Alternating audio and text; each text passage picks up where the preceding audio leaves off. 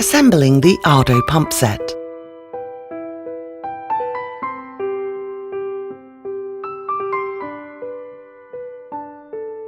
Insert the tubing into the cap when first assembling.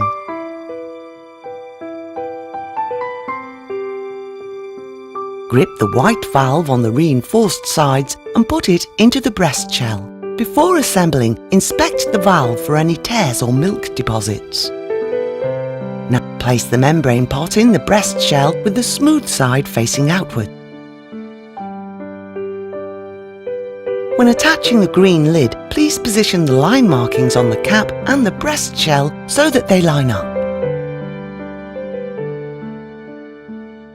Then gently turn the cap approximately half a centimetre to the right. Now screw the bottle to the breast shell. The pump set can now be connected to the Ardo breast pump.